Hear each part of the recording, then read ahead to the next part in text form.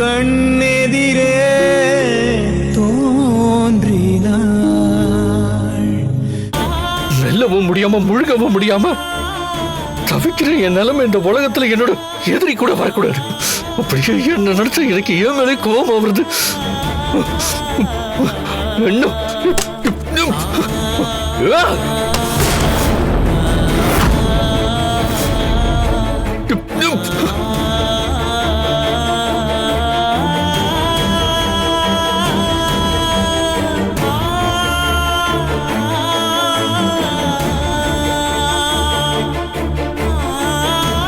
சிவா,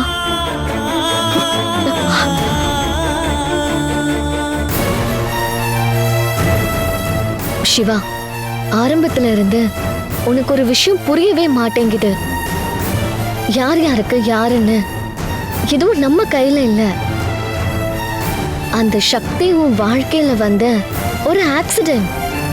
அதனாலதான் அந்த ஆண்டவனுக்கே பொறுக்கல. நீயும் நானும் ஒண்ணு சேரணும்னு நம்ம வீட்ல இருக்கிற எல்லாரும் ஆசைப்படுறாங்க. நெக்ஸ்ட் டே கல்யாணம் வச்சுக்கிட்டு அந்த நைட்டு நான் சூசைட் அட்டெண்ட் பண்ணனே. எதுக்காக? யாருக்காக? எல்லாம் உனக்காக தான் சிவா.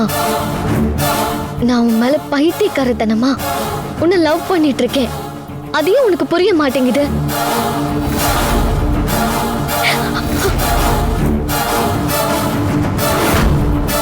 நான் உன்னை தேடி தேடி பின்னாடி வர்றதுனால என் லவ் உனக்கு சீப்பா தெரியுதுல்ல. ஆனா அந்த சக்தி அப்படி இல்ல. அவ சரியான ஒரு பச்சோந்தி.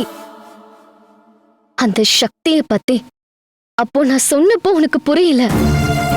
ஆனா இப்போ உனக்கு புரிஞ்சிருக்கும்.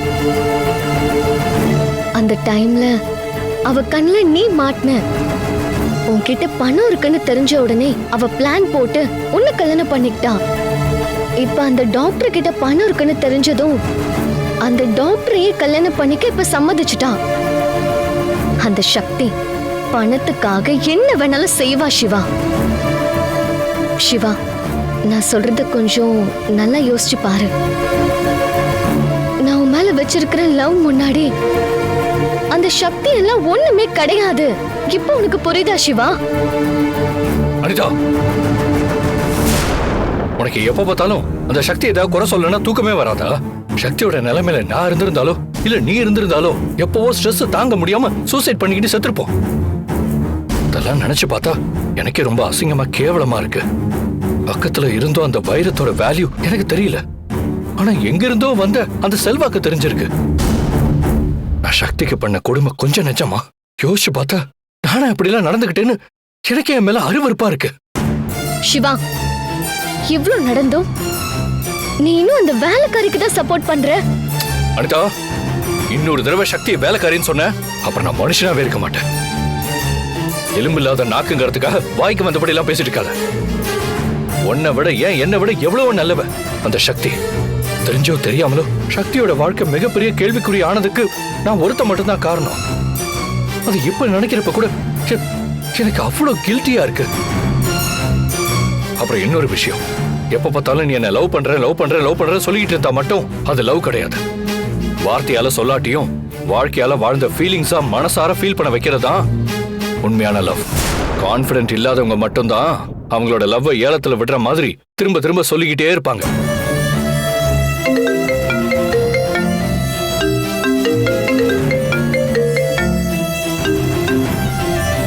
சொல்லுங்க மிஸ்டர் நரேன், அவங்க கன்ஃபார்ம் பண்ணிட்டாங்களா? யா, ஓகே. நான் இன்னும் 10 மினிட்ஸ்ல அங்க இருப்பேன். ஓகே.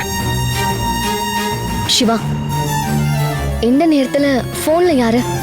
அதுவும் 10 மினிட்ஸ்ல இருப்பேன்னு சொல்றேன். ஃபர்ஸ்ட் இப்படி கொஸ்டின் மேல கொஸ்டின் கேட்கறது நிப்பாட்டு அனிதா.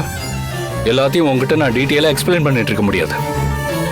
எனக்கு இப்போ ஒரு முக்கியமான பிசினஸ் டிஸ்கஷன் இருக்கு. நான் கிளம்புறேன். போதுமா? இப்ப எதுக்கு சிவா எல்லாத்துக்கும் என் மேல எரிஞ்சு விழுற? இந்த கம்பெனி பிசினஸ் ரிலேட்டடா எந்த ஒரு முடிவெடுத்தாலும் அத நீயும் நானும் சேர்ந்து எடுக்கணும் தானே? டாடி அன்னைக்கே board of director meeting announce பண்ணாரு. நான் அந்த அக்கறையில தான் கேக்குறேன். முடிவு எடுக்கிறதுக்கு முன்னாடி நான் கண்டிப்பா உங்ககிட்ட கேட்பேன். ஆனா அதுக்காக எங்க போறேன், என்ன பண்றேன், யாரை பாக்குறேன்னு எல்லாத்தையும் உங்ககிட்ட என்னால அப்டேட் பண்ணிட்டு இருக்க முடியாது. தள்ளு.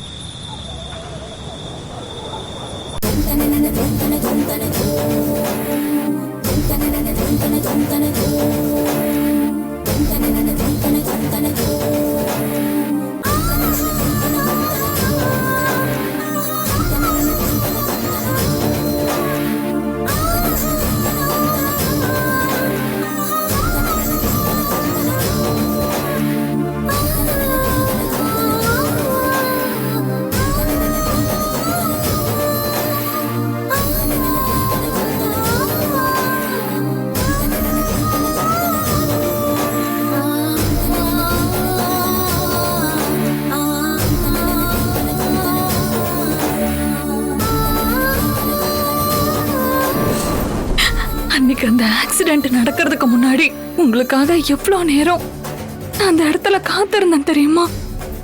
அங்கிருந்து வரப்ப 2 பேரும் தனித்தனியா தான் வந்தோம். ஆனா அங்கிருந்து கிளம்புறப்ப நம்ம 2 பேரும் கை கோத்து ஒன்னா கிளம்புவோன்னு எவ்வளவு கனவெல்லாம் கண்டேன். நீங்க அன்னைக்கு என்கிட்ட, சக்தி நான் உன்கிட்ட ஒரு முக்கியமான விஷயம் பேசணும் அப்படின்னு வீட்டுல வச்சு சொன்னப்பவே நான் என்ன விஷயம்னு அப்பவே உங்ககிட்ட கேட்டேன். அதுக்கு நீங்க கூட இந்த மாதிரி விஷயத்தெல்லாம் இங்க வச்சு பேச முடியாது, உன்னை தனியா மீட் பண்ணி என் மனசுல இருக்கிற எல்லாத்தையும் கொட்டணும்னு ரொம்ப சந்தோஷமா சொன்னீங்களே சிவா சார்.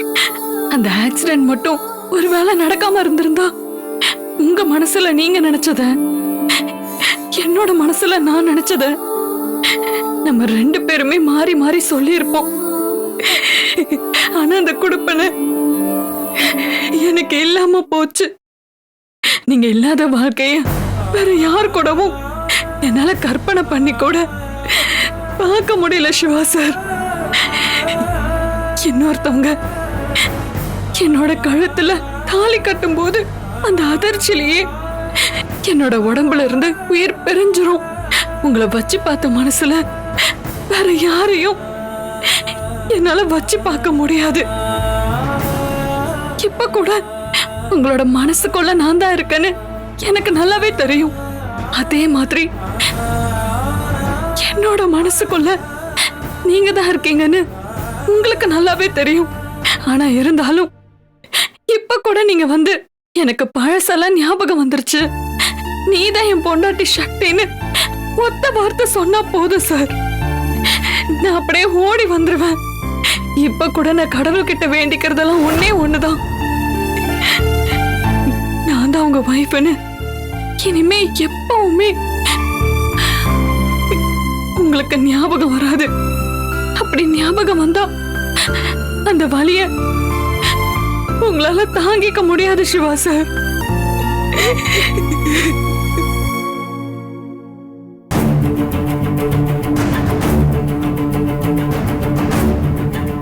அத்தை, மாமா, வணக்கம். வாங்க தம்பி. வணக்கம். வாங்க வாங்க வாங்க தம்பி, உட்காருங்க. இல்ல பரவாயில்ல, இருக்கட்டும். எங்க திடீர்னு இவ்வளவு தூரம்? இல்ல, ஒரு ஃபங்க்ஷனுக்கு போறேன். அதான் வீட்டுக்கு வந்து உங்ககிட்ட அனுமதி வாங்கிக்கிட்டு சக்தியும் கூட்டிட்டு போலான்னு வந்தேன்.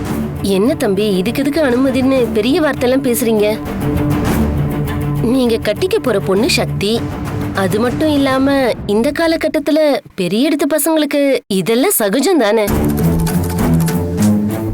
எங்க அத்தை, சக்தி ஆளை காணோம்? சக்தி மேல ரூம்ல தான் இருக்கா, நான் போய் கூட்டிட்டு வரேன். சரி. சரிங்க தம்பி, நீங்க உட்காருங்க. சரிங்க அத்தை. உட்காருங்க.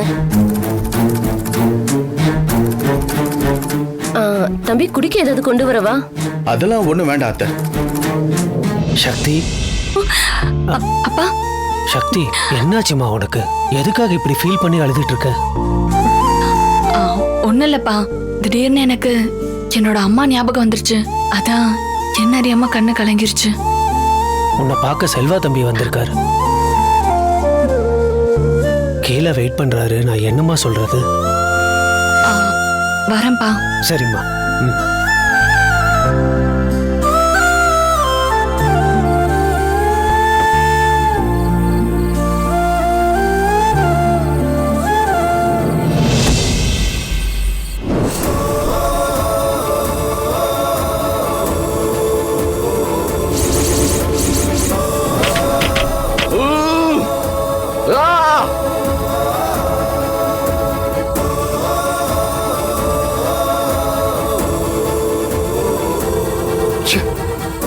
என்ன அந்த ஆக்சிடென்ட்ல இருந்து காப்பாத்தி இப்படி சாகடிக்கிறதுக்கு அன்னைக்கே நான் செத்துருக்கலாம்னு தோணுது. சக்தியோட முகத்தை தவிர வேற யாரை பார்த்தாலும் கோவமா வருது. நான் இப்ப இருக்கிற மைண்ட் செட்ல நான் நானா இருக்கணும்னா சக்தி கிட்ட கால் பண்ணி பேசினா மட்டும்தான் நான் கொஞ்சம் நார்மலா இருக்க முடியும். வந்துட்டாங்க. சக்தி, எப்படி இருக்கீங்க? என்ன கொஞ்சம் டல்லா இருக்க மாதிரி இருக்கு. அப்படியெல்லாம் ஒண்ணும் இல்ல, கொஞ்சம் தலைவலியா இருந்தது, அதான் உள்ள தூங்கிட்டு இருந்தேன். நீங்க வந்திருக்கீங்கன்னு அப்பா சொன்னாரு, அதான் இப்ப வந்தேன். ஒரு வருங்கால டாக்டரோட ஒய்ஃப் இப்படி தலைவலி வரலாமா? நான் இப்போ ஒரு ஃபங்க்ஷனுக்கு கிளம்புறேன். அத்தை மாமா கிட்ட பர்மிஷன் வாங்கிட்டேன். நீங்களும் போயிட்டு ரெடி ஆயிட்டு வாங்க. நம்ம 2 பேரும் ஃபங்க்ஷனுக்கு போயிட்டு வரலாம். இல்ல பரவாயில்ல, இருக்கட்டும். நீங்க மட்டும் வேணா ஃபங்க்ஷனுக்கு போயிட்டு வாங்க.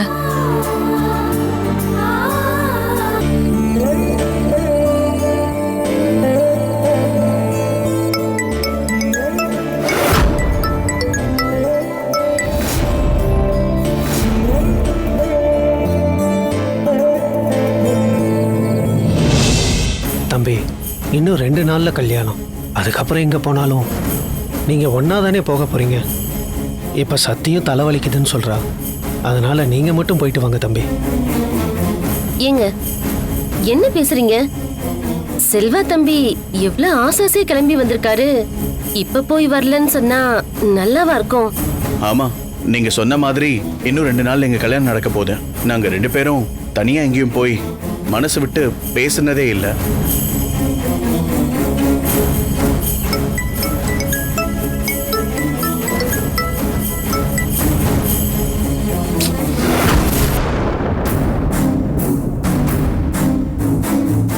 நீங்க தப்பா எடுத்துக்கலனா அப்பா கூட பேசிட்டு இருங்க. நான் இதோ இப்ப வந்துடுறேன்.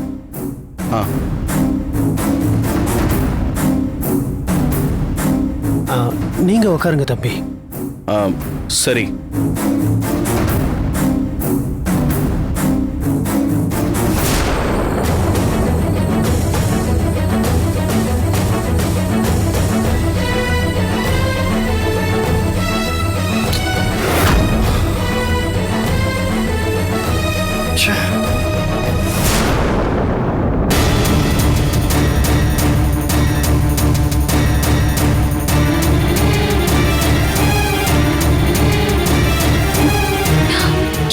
எப்பவுமே சிவா சார் இத்தனை முறை எனக்கு கால் பண்ணதே இல்ல. இப்ப 12 வாட்டி கால் பண்ணிருக்காருன்னா கண்டிப்பா ஏதாவது அர்ஜென்ட்டா தான் இருக்கும்.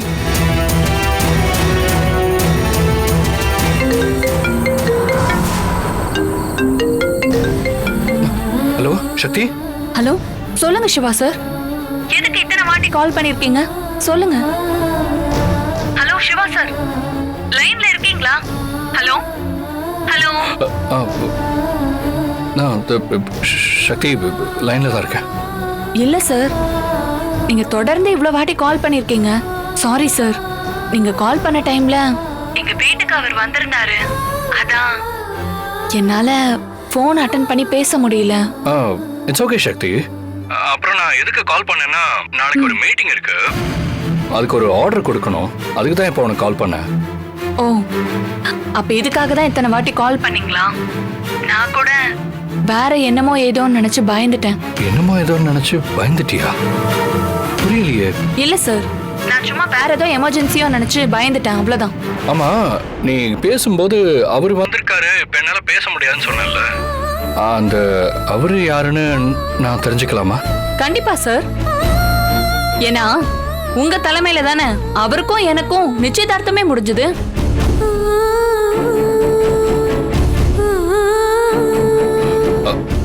ஓ, செல்வம் வந்திருக்காரா? அதையே அப்படி சொல்றீங்க? என் ஃபியூச்சர் ஹஸ்பண்ட் வந்திருக்காருன்னு சொல்லலாம்ல.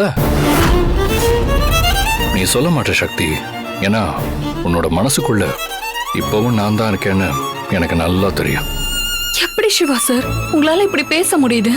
உங்க பொண்டாட்டி கிட்ட யாரோ ஒருத்தர வருங்கால கணவர்னு உங்ககிட்ட சொல்றீங்களே. இந்த ஜென்மத்துல நான் உங்களை தவிர வேற யாரையும் என் மனசுல என் புருஷனா நினைக்கவும் மாட்டேன், ஏத்துக்கவும் மாட்டேன். என்ன சக்தி பதிலே காணோம். அதான் நான் யாருன்னு சொன்ன உடனே நீங்க புரிஞ்சுக்கிட்டீங்களே சார். நெக்ஸ்ட் டைம் நீங்க பேசுறப்ப வேணா நான் அப்படி சொல்றேன். ஆமா, என்ன இந்த நேரத்துல வந்திருக்காரு? அவர் ஏதோ பார்ட்டிக்கு போறாராம். என்ன கூட்டிட்டு போறதுக்கு இப்ப வீட்டுக்கு வந்திருக்காரு.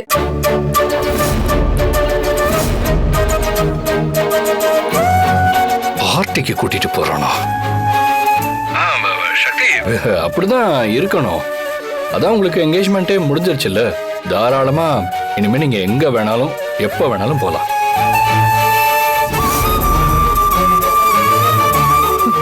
ஆமா சார், நான் பார்ட்டிக்கு போக தான் போறேன். அதுல என்ன தப்பு இருக்கு? வேற ஏதாவது நீங்க என்கிட்ட சொல்லணுமா சார்? அவர் கீழே வெயிட் பண்ணிட்டு இருக்காரு.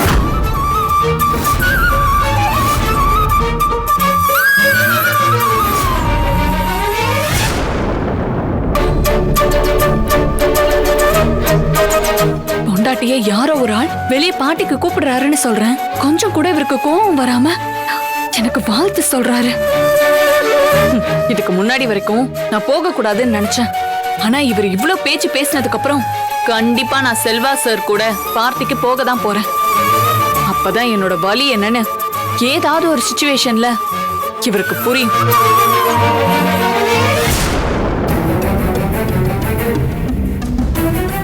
அது ஒண்ணும் இல்ல, சக்திக்கு வர இஷ்டம் இல்லைன்னு நினைக்கிறேன். அதனால நீங்க யாரும் அவங்களை கம்பல் பண்ண வேண்டாம். நான் தனியா போய் ஃபங்க்ஷன் அட்டெண்ட் பண்ணிட்டு வந்துடுறேன். ஐயோ அப்படிலாம் இல்ல தம்பி. அதோ.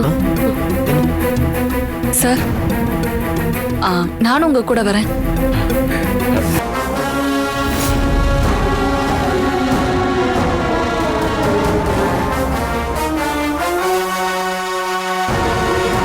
கல்யாணத்துக்கு முன்னாடி கண் திருஷ்டி ரொம்ப ஜாஸ்தியா இருக்கும். அதனால 2 பேரும் பார்த்து ஜாக்கிரதையா போயிட்டு வாங்க. சரி அத்தை. நாங்க போயிட்டு வந்துடுறோம்.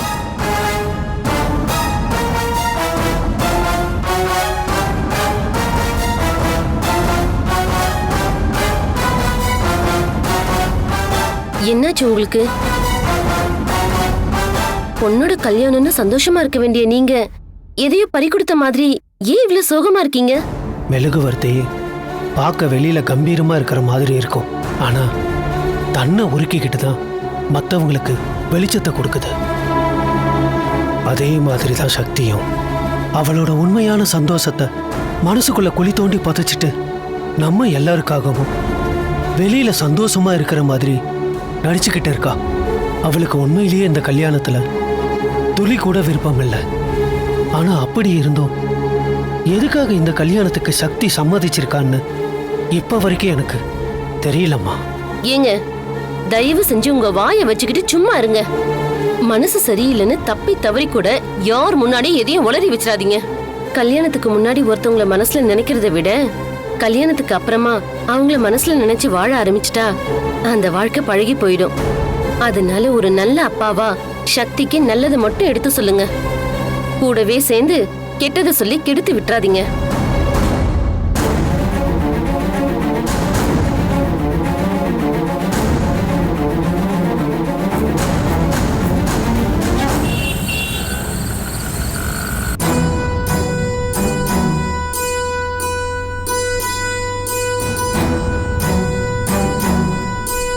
சக்தி, ஆர் யூ ஓகே? நான் ஓகே தான் சார். உங்களுக்கு என் மேல ஏதாவது கோவமா இல்ல வேற எதுவும் ப்ராப்ளமா? இல்ல சார், அப்படியெல்லாம் எதுவுமே இல்ல. இல்ல, நான் உங்க வீட்டில் வந்து கூப்பிட்டப்போ ஃபர்ஸ்ட் ரொம்ப தயங்குனீங்க. அப்புறம் நான் தான் உங்களை கம்பல் பண்றேன்னு என் உள் மனசுல தோணுனதுக்கு அப்புறம் நான் வீட்டுக்கு கிளம்பிட்டேன். அந்த நேரத்துல தான் நீங்க மறுபடியும் வரேன்னு சொன்னீங்க. நீங்க அடிக்கடி உங்க முடிவை சேஞ்ச் பண்ணிக்கிட்டே இருக்கீங்க. அதான் ஏதாவது ப்ராப்ளமான்னு கேட்டேன். உண்மையா எனக்கு எந்த ப்ராப்ளமும் இல்ல சார். கொஞ்சம் லேசா எனக்கு தலை வலிச்சுது, அதனாலதான் பார்க்க நான் கொஞ்சம் டல்லா இருக்கேன். மத்தபடி உங்களை அவாய்ட் பண்றதுக்காக நான் அப்படி பண்ணல. ஒருவேளை நான் அப்படி செஞ்சது உங்க மனசை கஷ்டப்படுத்துற மாதிரி இருந்தா என்ன மன்னிச்சிருங்க. அட, புருஷன் முன்னாடிக்குள்ள என்ன மன்னிப்பெல்லாம்?